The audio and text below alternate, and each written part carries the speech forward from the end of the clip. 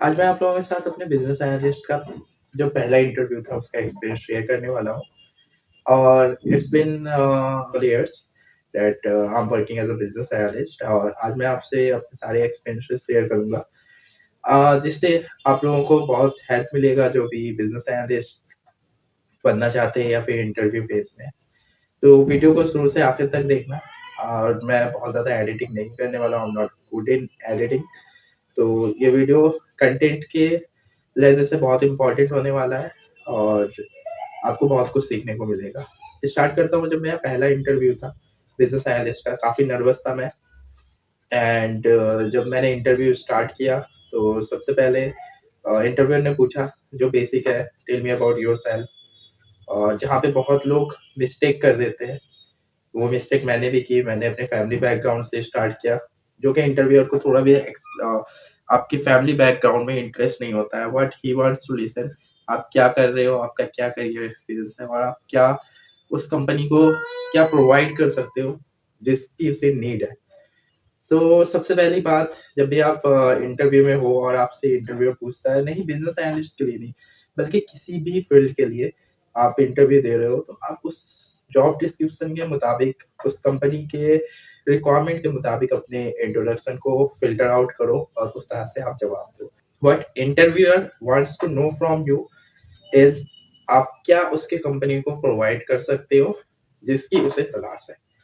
As per my profile as a business analyst, the best way to introduce myself was कि मैं as a business analyst काम करता हूँ and मैंने क्या-क्या प्रोजेक्ट्स किए हैं, क्या-क्या स्किल्स है मेरे पास और किस तरह से मैंने क्लाइंट और कंपनी को फ़ायदा पहुँचाया है। So that is the point that a interviewer wants to know from you when he is asking about yourself. Second thing is, we all are very nervous at the time. हमें technical चीज़ें नहीं आती, sometimes we are stick के हमें SQL नहीं आता, हमें Tableau नहीं आता, we don't know power BI. It's fine, it's not important for a business analyst, it's good to have because business analyst से एक्सपेक्टेड होता है कंपनी का, he knows about business, he knows how to deal with the stakeholders, he know how to handle a technical team. This is the major role of a business analyst. ये सबसे ज़्यादा business analyst का जो main role and responsibilities होती है, तो multiple roles and responsibilities होती है, बट सबसे ज़्यादा इम्पोर्टेंट जो होता है वो होता है filling out the gap between the technical team and the business team, that is your stakeholders. तो आप काम कर रहे होते हैं एक ब्रिज की तरह आपके टेक्निकल टीम और आपके क्लाइंट के बीच में, जहाँ पे आपका टेक्निकल टीम डायरेक्टली क्लाइंट से बात नहीं कर सकता एंड आपका क्लाइंट डायरेक्टली अपनी रिक्वायरमेंट्स को आपकी टेक्निकल टीम को नहीं समझा सकता। वहाँ पर आप आते हो and you knows about the business and you knows about the technical things and how to handle a team. ये बहुत ज़रूरी होता है। साथ ही साथ अब हम बात करते हैं कि as a fresher business analyst में कंपनी क्या देखती है और वो किन चीज़ों में इंटरेस्टेड होती है कि एज़ अ फ्रेशर अगर आप बिज़नेस एनालिस्ट बनना चाहते हो, तो आपको क्या चीज़ें आनी चाहिए। द फर्स्ट थिंग इज़ आपको कम्युनिकेशन में बहुत क्लियर होना होगा।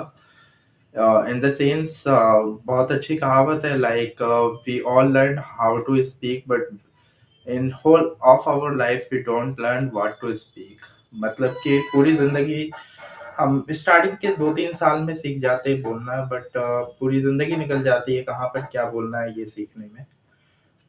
तो इसी तरह बिज़नेस एनालिस्ट से एक्सपेक्टेड होता है कि वो चीज़ों को कब, कहाँ, क्या बोलना है, किससे कितनी इन्फॉर्मेशन शेयर करनी है, ये सारी चीज़ में वो एक्सपर्ट हो। बिकॉज़ जो आपकी मीटिंग्स होती है, इट्स नॉट लाइक आप सिर्फ़ टीम के साथ मीटिंग करते हो, आपके जो भी स्टेक होल्डर्स होते हैं, क्लाइंट साइड से, इंटरनली आपकी मीटिंग्स होती है ज़्यादातर हाई लेवल मैनेजमेंट के साथ, मीन्स जहाँ पे सीईओज़, सीएमओज़, सी-सूट्स के लोग होते हैं, डायरेक्टर लेवल के लोग होते हैं।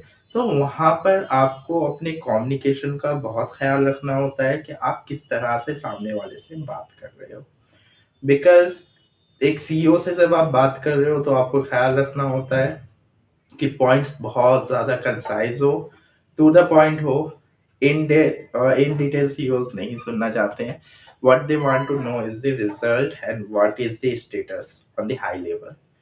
जब आप टीम के साथ बात कर रहे हो, आपको चीज़ों को एनालाइज़ करना होगा, रूट कॉज़ एनालिसिस करनी होगी, तो आप इन डिटेल बात कर सकते हो। But as a business analyst आपकी रिस्पॉन्सिबिलिटी नहीं होती है कोडिंग करना, आपकी रिस्पॉन्सिबिलिटी होती है डेवलपर को बिज़नेस लॉजिक समझाना and he is responsible to code. Major of the case आपको शुरू से लेकर जब प्रोजेक्ट स्टार्ट होता है, वहाँ से लेकर जब तक प्रोजेक्ट डिप्लॉय होता है, वहाँ तक आपकी रिस्पॉन्सिबिलिटी होती है कि आप रिक्वायरमेंट को अच्छे से समझो और डेवलपर को समझाओ बिजनेस लॉजिक्स। फिर आप बहुत सारे डॉक्यूमेंटेशन करते हो like BRD, FRD and SRS, जो आप मेरे यूट्यूब पर जाकर और भी वीडियो मैंने बनाए हैं, जहाँ पे आप बीआरडी बनाना सीख सकते हो, scope document, business analyst actually क्या करता है। You can go through and check that videos as well. And अगर आप सही में बिजनेस एनालिस्ट बनना चाहते हो और वीडियो आपको अच्छी लगी हो और कंटेंट यूजफुल लगा हो, तो आप प्लीज़ चैनल को सब्सक्राइब करो और मिलता हूँ मैं नेक्स्ट वीडियो में। Till then, good bye. And please channel तभी सब्सक्राइब करना जब कंटेंट पे आपका फोकस हो। Editing as a working professional मुझे उतना टाइम नहीं मिलता है कि मैं एडिट कर सकूँ एंड दैट्स द रीज़न मैं वीडियोज़ कंटिन्यूअस नहीं डाल पा रहा था। सो नाउ आई डिसाइडेड कि अब मैं वीडियोज़ कंटिन्यू डालूँगा एंड अपने कंटेंट पे फ़ोकस कर रहा हूँ, apart from editing part. And जहाँ पे मुझे चीज़ें बतानी होगी, I will take the help of my laptop and will share the screen and all. And कुछ चीज़ें आपसे शेयर करनी होगी, तो the way I am talking right now, you will get the content in the same way. And apart from that, मैं आप लोगों को हेल्प करूंगा आपकी पहली जॉब सिक्योर करने में। सो अगर वीडियो आपको हेल्पफुल लगी हो तो आप प्लीज चैनल को सब्सक्राइब करो। It gives me motivation to make such more videos for you. जो भी बिजनेस एनालिस्ट करना चाहते हैं उनके लिए काफ़ी हेल्पफुल कंटेंट्स लाऊंगा। Till then, take care, bye bye.